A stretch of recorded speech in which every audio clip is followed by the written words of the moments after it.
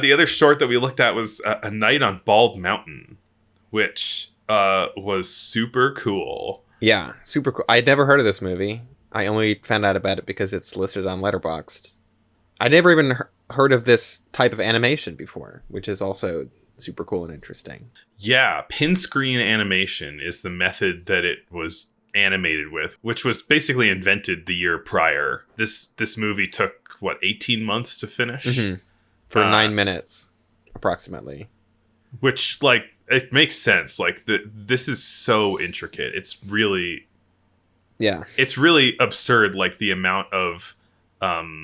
I don't know, new and strange imagery that can be made with this technique. Yeah, it's really distinctive, but it's also like, I wasn't really sure how it was done until I looked up a YouTube thing, or like there's a like a short documentary about how it's done that was made in the 60s, I think. But it's with the original co-inventors of this animation, Claire Parker and Alexandre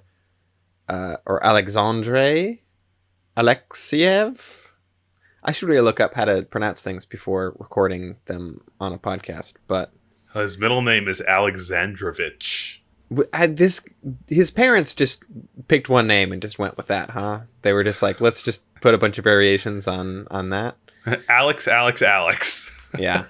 And this movie was also directed by the two of them. Yeah. Claire Parker was an American, like MIT educated engineer, and Alexandre was a Russian filmmaker and illustrator, and they together invented this wacky pin screen animation technique, which is like a board full of tiny black pins that, depending on how many and how far the pins are sticking out of the board, create a black and white image based on like the amount of light that they're letting through, right? Yeah, which is like, it's very difficult to describe. This is definitely an instance where the YouTube version is going to come in handy, because we can probably put up some visual aids. Yeah, the imagery that it produces almost ends up looking like it's printed on like cloth, like a burlap sack or something like that. Mm-hmm. Which is really distinctive. It's got this kind of like grittiness to it that it's very kind of smoky almost. It has sort of this like lines aren't super clean, and there's a lot of just like variation in light and shadow, kind of like, I mean, I think that the imagery that they make with it kind of uses that to its advantage too. It's a lot of like clouds and smoke and kind of spooky stuff.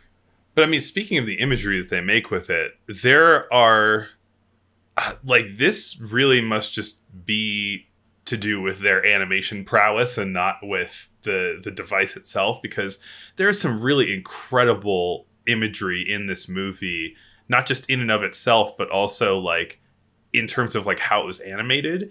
There are a lot of like very convincing looking like 3D rotations of objects, almost as if you're looking at like a clay figurine, but you're not.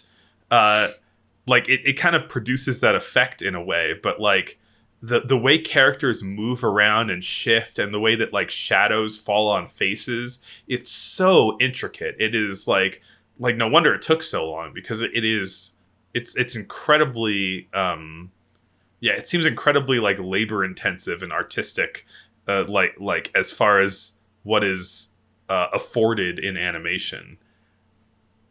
Yeah, well, 18 months for 9 minutes. For as long as stop motion takes to make, this feels like it's like somehow even more labor intensive, because it's like pushing tiny pins through a screen. Yeah, wild. Yeah, but it feels very like expressionistic, and playing with perspective stuff I was like, I don't understand how they did this. This is crazy. There's a lot of really cool like kind of shape shifting, which is a big deal in like this era of animation, I guess, because there's a lot of that in Popeye also, of just like objects turning into other objects, and like, you know, that like a train that grows a face Whereas this is like a horse that turns into a different horse, or like a face that turns into a cloud, into like a Yeah, it a bunch of chat like teeth that like appear through stuff. Yeah. Yeah, this also has like a very it has a very Fantasia kind of vibe to it. Mhm.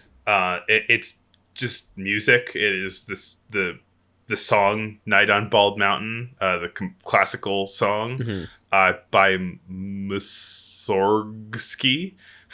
Sure.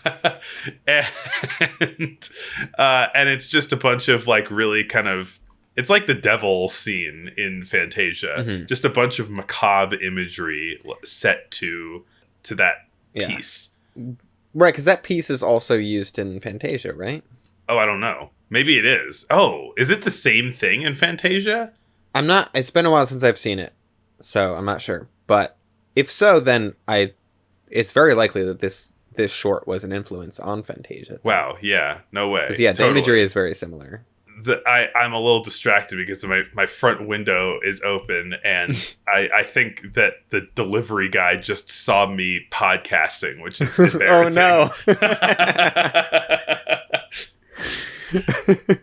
The greatest shame, being outed as a podcaster. Do you have anything else on Night on Bald Mountain? I don't think so. It's on Criterion Channel and not Spotify. Canopy, and probably YouTube also. Go watch it. It's cool.